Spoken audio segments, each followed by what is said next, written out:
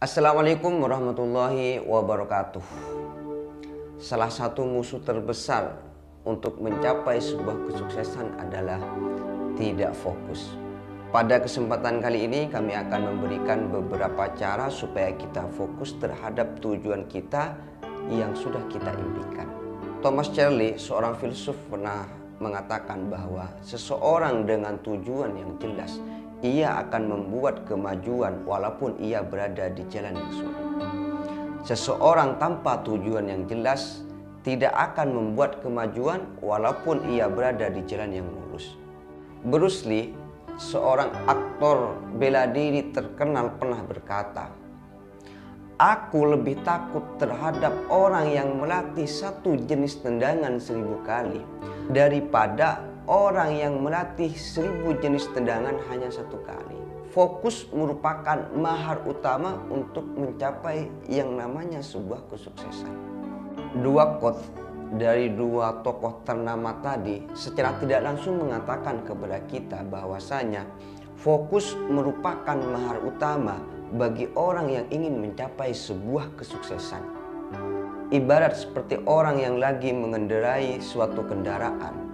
Apabila dia mengendarai dengan fokus, maka lambat laun dia akan sampai pada tujuannya. Akan tetapi sebaliknya, apabila dia mengendarai tidak fokus, maka lambat laun kita akan mengetahui akibatnya. Di Indonesia, banyak orang pintar, banyak orang cerdas, banyak orang yang berpotensi. Belajar banyak hal dia bisa, pendidikannya pun tinggi. Akan tetapi kenapa dia belum mencapai apa yang dia impikan dalam hidupnya? Karena dia merasa semua bisa. Pada saat dia merasa semua bisa, maka semua hal dia kerjakan. Di saat semua hal dia kerjakan, maka hasilnya tidak maksimal. Apa yang dia lupa? Fokus. Fokus itu penting. Kita mempunyai mimpi yang besar, akan tetapi kita tidak fokus, maka kita tidak akan menjadi apa-apa. Kita mempunyai modal yang besar, tetapi kita tidak fokus, kita tidak akan mendapatkan apa-apa. Kita cerdas, kita pintar, tetapi kita tidak fokus, kita akan di situ-situ saja. Lantas, bagaimana supaya kita bisa fokus untuk mencapai tujuan yang sudah kita impikan? 4 cara ini mungkin bisa membantu Anda supaya bisa mencapai tujuan yang Anda inginkan. Yang pertama adalah stop membandingkan diri kita dengan orang lain. Hal ini sering terjadi dalam kehidupan kita. Contoh, kalau dia si enak, mempunyai suara yang bagus, makanya dia sukses bisa menjadi seorang YouTuber yang terkenal. Subscribernya banyak, viewersnya juga besar. Kalau saya suara pas-pasan, mana mungkin saya bisa menjadi seorang YouTuber yang sukses seperti dia. Brother, di luar sana banyak orang yang sukses menjadi seorang YouTuber walaupun dia tidak mempunyai suara yang bagus. Bahkan bukan hanya suaranya saja yang tidak bagus, tapi tampangnya pun juga tidak bagus. Tetapi dia sukses menjadi seorang YouTuber. Kenapa? Karena dia pintar mencari bahan untuk dijadikan konten yang bermanfaat, konten yang menghibur, sehingga menjadikan dirinya seorang yang sukses. Atau kita pernah mengatakan kalau dia enak, orang tuanya kaya, jadi mau buat usaha gampang, mau buat kafe tinggal minta uang pada orang tua, mau buat pabrik tinggal minta modal sama orang tua. Kalau saya, orang tua saya pas-pasan, nggak punya apa-apa. Mana mungkin saya bisa menjadi orang bisnismen, mana mungkin saya bisa menjadi entrepreneur seperti dia. Nggak mungkin.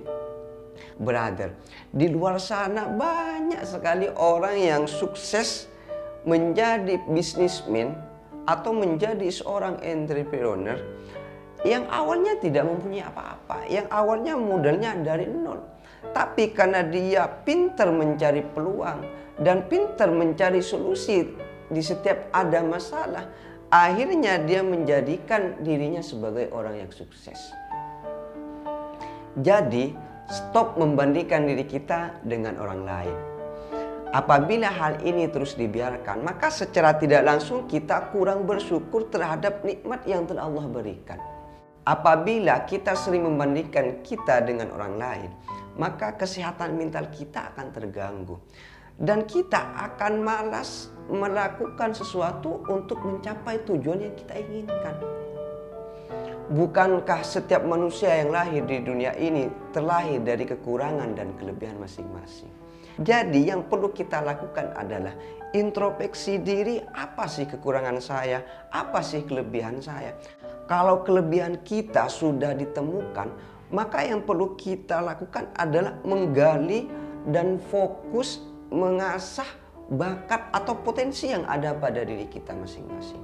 Sehingga apabila bakat atau potensi yang terpendam dalam diri kita itu diasah, digali, maka kita akan menjadi orang yang berhasil sesuai dengan versi kita masing-masing. Jadi, stop bandingkan diri kita dengan orang lain. Yang kedua, yaitu melakukan hal yang tepat. Sekali lagi, melakukan hal yang tepat di setiap saat. Hal ini sering terjadi. Banyak orang melakukan sesuatu tidak sesuai dengan tujuan hidupnya. Contoh, misal ada orang yang mempunyai mimpi ingin menjadi seorang pemain sepak bola yang profesional. Karena dia merasa punya bakat dalam bidang itu. Akan tetapi permasalahannya yang dia pelajari bukan hanya tentang sepak bola. Dia juga belajar tentang badminton, dia juga olahraga tentang bola voli, dia juga belajar tentang bola pingpong. Semua dia pelajari. Akhirnya apa? Semuanya tidak ada yang maksimal. Kenapa? Karena dia tidak fokus. Seharusnya apabila kita ingin menjadi orang yang pintar bermain bola, maka kita harus fokus terhadap bidang itu. Kita masuk sekolah bola, kita latih fisik kita, kita latih mental kita, dan kita latih berbagai hal yang berhubungan dengan sepak bola. Tidak masalah walaupun kita tidak tahu badminton, tidak tahu bola voli, tidak tahu bola pingpong, asalkan sepak bola ini hasilnya maksimal. Apabila hasilnya sudah maksimal, maka Anda akan menjadi orang yang luar biasa dalam bidang itu. Dan masih banyak sekali contoh-contoh lain yang berkaitan dengan hal ini. Ingin menjadi YouTuber tapi masih sibuk dengan bisnis pecel lele, sibuk dengan rumah makan, sibuk bisnis ini dan itu. Pokoknya dia kerjakan semuanya. Akhirnya tidak fokus. Lah, ketika tidak fokus, hasilnya tidak akan maksimal. Jadi, lakukan hal yang tepat di setiap saat. Yang ketiga adalah bertanggung jawab. Kita harus bertanggung jawab terhadap sesuatu yang sudah kita rencanakan. Kita harus bertanggung jawab dengan sesuatu yang sudah kita impikan. Great power come from the great responsibility. Kekuatan yang besar terlahir dari tanggung jawab yang besar. Ketika kita sudah memutuskan sesuatu, maka kita harus bertanggung jawab dengan hal itu. Ketika kita sudah memutuskan menjadi seorang YouTuber, maka kita harus fokus dengan hal itu. Maka kita harus bertanggung jawab dengan hal itu. Seseorang yang mempunyai mimpi yang besar, tapi masih malas, maka itu merupakan cara terindah untuk menjadi orang gila. Mengapa demikian? Kita tidak akan pernah bisa mencapai tujuan kita apabila kita masih malas-malasan. Kita tidak akan pernah berhasil meraih mimpi kita apabila kita tidak bertanggung jawab. Paling tidak, apabila kita tidak berhasil meraih tujuan kita, maka kita harus malu. Kalau tidak bisa malu pada orang lain, paling tidak kita malu pada diri sendiri atau pada rencana itu sendiri. Karena kenapa? Karena itu merupakan salah satu bentuk dari tanggung jawab yang kita miliki. Jadi, sekali lagi, great power come from the great responsibility. Kekuatan yang besar terlahir dari tanggung jawab yang besar. Yang keempat atau yang terakhir, yaitu stop tertipu dengan peluang yang ada. Yang namanya peluang awalnya menggairahkan. Yang namanya peluang awalnya menjanjikan. Yang namanya perosan awalnya sangat indah. Namun, ekspektasi tidak selamanya sesuai dengan kenyataan. Apabila kita sudah memutuskan untuk menjadi seorang YouTuber, maka kita harus fokus dengan hal itu. Maka kita harus berjuang untuk mencapai target itu. Jangan sampai ketika kita di tengah jalan dan merasa kesulitan untuk mencari bahan dijadikan konten, akhirnya kita frustasi, akhirnya kita menyerah. Sehingga kita lebih tertarik terhadap omongan teman yang kemarin. Kalau kita ternak lele dengan modal sekian, maka satu bulannya kita akan mendapatkan laba 50 juta, 100 juta dan lain sebagainya.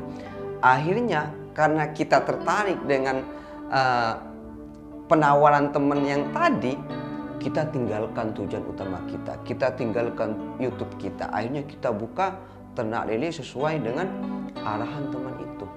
Karena ekspektasi tidak sesuai dengan kenyataan, akhirnya kita down, akhirnya kita malas untuk melanjutkan ternak lele. Akhirnya kita pindah di bidang lain. Wah, ini buka bakso, ini kayaknya menjanjikan, ini kayaknya menguntungkan, buka bakso aja. Akhirnya yang lele juga ditinggalkan. Terus melakukan hal yang seperti itu. Akhirnya apa yang terjadi? Kita tidak akan mendapatkan kesemuanya. Seharusnya apabila kita sudah mempunyai keputusan untuk menjadi seorang YouTuber, maka kita harus fokus. Maka kita harus peras otak kita, peras kemampuan kita, peras keringat kita. Apapun rintangannya, apapun halangannya, apapun kendalanya, kita harus fokus di bidang itu. Sehingga apabila kita fokus terhadap hal itu, insya Allah kita akan menjadi orang yang berhasil. Insya Allah kita akan menjadi orang yang happy ending, full barokah. Bismillah, semoga kita bisa. Semoga bermanfaat dan sampai jumpa di lain waktu. Salam sukses untuk semuanya. Assalamualaikum warahmatullahi wabarakatuh.